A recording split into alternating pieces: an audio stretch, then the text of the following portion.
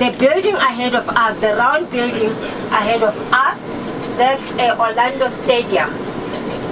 This is where the opening concert of the World Cup was held. The opening concert of the World Cup, it was held here. We also having the F&B. The capacity of Orlando Stadium, it is 5,000 when seated and standing. At the moment, the stadium mostly it is used by local teams. In Soweto, we have the two teams that we call the Soweto Derby. It is Orlando Pirates and Kaizer Chiefs. It's more like Manchester City and Manchester United. You know, most of the people, they are the fans of Orlando Pirates. So if Orlando Pirates wins, everybody enjoys and entertains themselves, but when they lose, you snooze. Going back to the Hector Peterson Museum, you know, everybody wants to know about what are the people thinking, what are they feeling after everything has happened. But it was an eye-opener to the government and to the politicians, because Afrikaans was never used as a medium of instruction. They decided to use English as a medium of instruction. And that's when they started to do negotiations with Nelson Mandela. He was in Robben Island, taken out of the island to Pollsmoor Prison. From Pollsmoor Prison to Dr. Fester Prison, he negotiated for the releasing of political prisoners, because the government wanted to release him all by himself and take him to Konu in the Eastern Cape, where he was born. But because he was a true leader, he said, I will be the last to be released. The first one was Walter Sisulu. Nelson Mandela himself was the last to be released. On the 11th of February 1990, elected the president in 1992 of the ANC, and the first black president in 1994. That's when we had our independence. And he's told the people of this country, of course, to forgive and move on with their lives. It is very, very difficult to forget, but at least the people can forgive and move on with their lives. Today in this country, we are calling ourselves the Rainbow Nation. We no longer having apartheid in South Africa. People of this country live together irrespective of their colors or who they are. Because during the olden days, people were separated. We had the separation and also the segregation. But that is over now. We are living together happily. We're all calling ourselves South African, not black or white South Africans. When you look on your left-hand side... Would you be willing to talk a little bit about your personal experience in 1976 and like knowing some of those people and where you were in school at the point? Yes, in 1976 I was also one of the students. I was in matric. Well, when everything started, when the people were shot and killed, I had myself a cousin that was shot by the police, but fortunately he survived because the police and the army were using the rubber bullet. Soweto was on fire during that time. Students were scattered everywhere. It was bad for everybody. During the day, if you go to school, if there are no protests, the police will always come to the school to come and harass the student.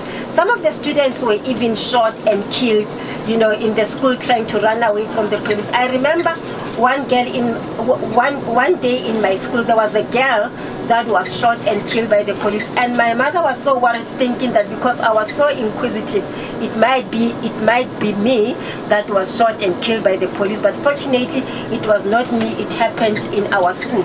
For us during that time, it was a bit difficult, but everybody in Soweto joined the struggle. Not only the student, after it went everywhere, even the university student during that time started to join the struggle. Thank you.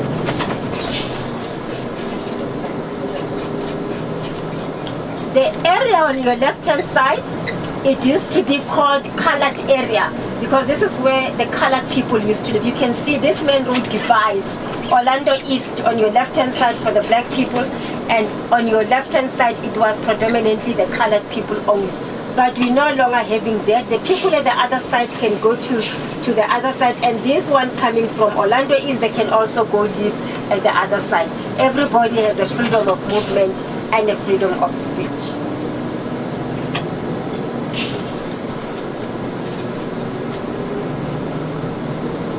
Orlando East on your right hand side, we normally say it is the grandmother of Soweto.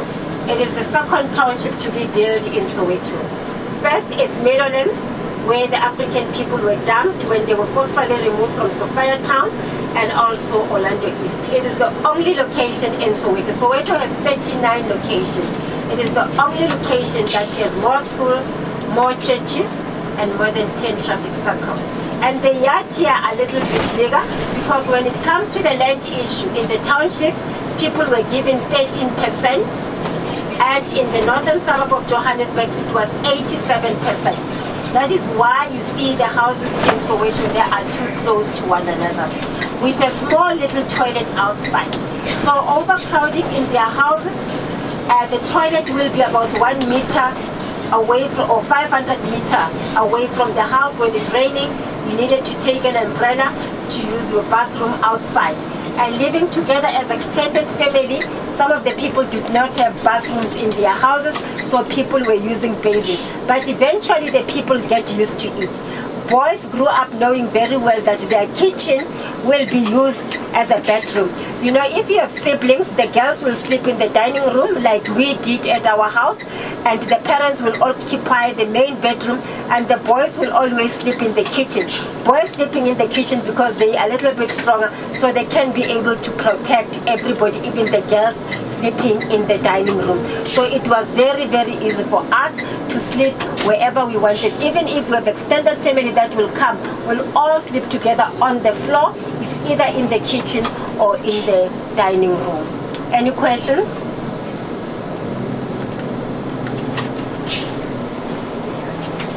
Well, you don't see a lot of littering. Our garbage has been collected twice in a week. Our garbage, it's been collected twice in a week. You can see the big dustbins on the side of the road.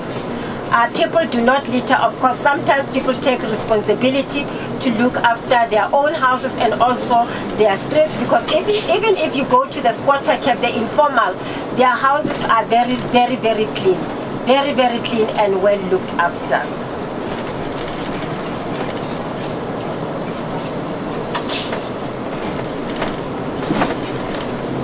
In Soweto, we have 8 shopping complexes. So it's very easy for everybody to do their shopping. Unlike before, you'll go to the downtown Johannesburg to go and do your groceries. But it's very easy for the people. They do everything. We have the banks here in Soweto. They're situated in a suburb called Dube Village. Dube was classified as a middle class area. The offices of SARS, where you can go and claim your tax return. Pensioners get their money at the banks, so they don't actually have to go to Joburg to go and get their money. So everything has been done here in Soweto. And of course, living all my life here in Soweto, I have seen a lot of progress. It is slowly, but it is definitely getting there. And another thing, the government is saying, do not wait for us to come and feed you. People should wake up and go and do things for themselves, because people need to be educated. When we had our independence in 1994, people were thinking, oh well, because it's black government, everything is going to be easy. We will just sit and wait for government to come give us money and grocery. But the government was saying, we have opened the opportunities for you. Wake up, go and do things for yourself. In Zulu, they used to call it Vuka Uzenzele, meaning wake up and go and do things for yourself. Do not fold arms and wait for the government, because right now it's a problem. You have seen how beautiful the Constitution is, but it does not benefit everybody. It does benefit some of the individuals that are in parliament or people that are benefiting from black economic empowerment. This is a funeral. This can give you an idea that unemployment is very high. During the week, people are attending the funeral. Even these that are not working, some of them are business people, some of them are unemployed, but you can see life is good with the beautiful cars. The BMW, it is the most popular car here in Soweto. They call it Be My Wife, Break My Window, and a black man's wheels. So with so many people attending the funeral, you'll find that it's somebody popular, somebody famous, so he's known by people. That is why everybody has attended.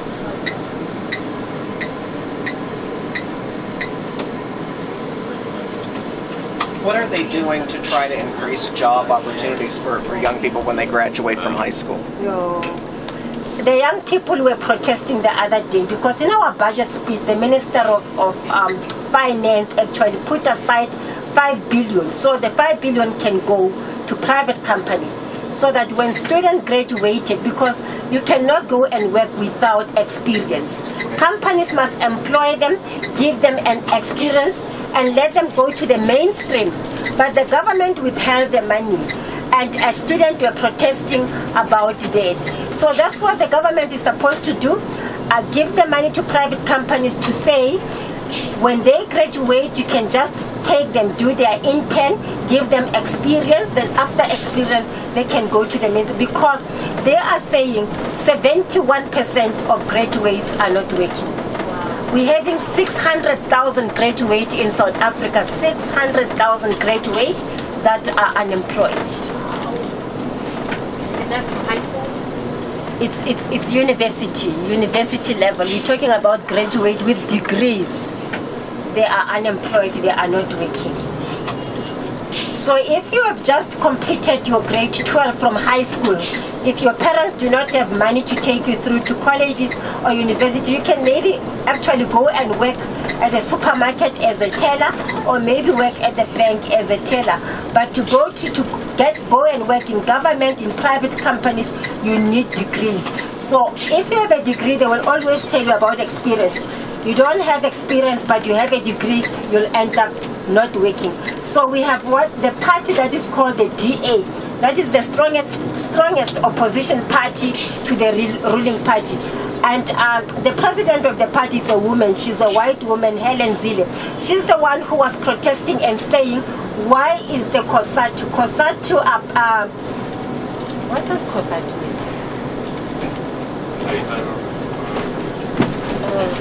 It's a workers' party. They represent the workers. COSATU is worried that if the government gives companies money, meaning because all the people are the ones that are in these parties, in COSATU, they will retrench them, and the young people, they have graduated, they do not need any union. Union is somebody who is representing the workers. So they just worry that if they take the students, give them work, and let them go into the mainstream, they will start working, and they're not interested in union. So the older people that are working, they are the ones that are joining this union because they cannot represent themselves. The union is representing them, and there are certain fees that they are paying to be represented by the union. So when Mrs. Zille was protesting to say to the government, unemployment very high for the youth, why are you keeping the youth? They are not working. Give them opportunities. Give them the subsidize them so that they can go and work. It was a big thing until they protest. They went to the union to go to say to the union people, this is what we want. You must sign the memorandum. So there was a big war against that. But the government has said they will open the funds and let the graduate to go to the mainstream to go and then skill so that they can be employed. We just want to finish off and show you the good area, which of course it is the upper class area of Soweto. It is called Diepkloof Extension, and we call it Diepkloof Expensive because of the expensive houses that are here. These houses were built in the early 80s, immediately after the student uprising in 1976.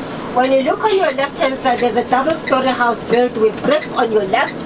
It is the house of Ivan Khoza. He's the chairman of the South African Football Association. He's the gentleman who actually worked very, very hard to bring the World Cup into the country.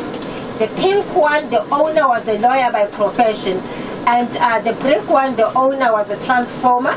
He built like a transformer, and the owner was an electrician. These houses are very expensive. If somebody wants to buy a house, you have to pay. Their prices are from 850,000 rand up to 1.5 million rand. 850,000 rand up to 1.5 million rand. These are the people that were staying in the low-class area of Soweto, as we have seen when we were driving around the small little houses. These are the people that were staying there, but they have worked themselves up to come and live in this area. Professional people and business people. These are the people that are earning an average salary of 15 to 20,000 rand per month, and they can be able to take their children into private schools. How much opportunity is there for the middle class to reach this level?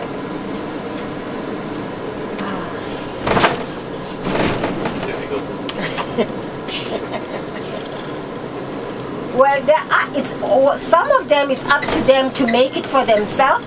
The opportunities are there, of course, in government, because some of them, they're getting what we call the tender. A tender is like you get a construction from the company that says, we'll give you this amount of money, then you can employ other people and pay them. So those are the opportunities. Even though a lot of people are not happy about it, but they are saying, the people are saying government, it has to give them those tenders so they can be able to employ and pay other people. But people staying here, they're working as doctors, some of them are lawyers. But there are lots of opportunities for people that are really very well educated, because some of them, they get into government. They're working as government officials. Do these houses have multi-generations, or is it one family? Or it's multi-generations. And look at the contrast on your right-hand side and on your left-hand side, but still Ubuntu plays a very important role. These people have built up walls around their yard, not for security reasons, but for their own privacy. The new houses coming up just opposite the upper class area, newly built by our present government. It's a problem with these houses because people want them for free. They do not want to take responsibility and pay for their services. And they are saying to the government, we will not be relocated into these houses because we want them for free.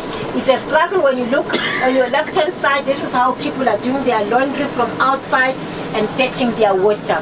It used to be a hostel also for the migrant laborer, but now these are classified as family units.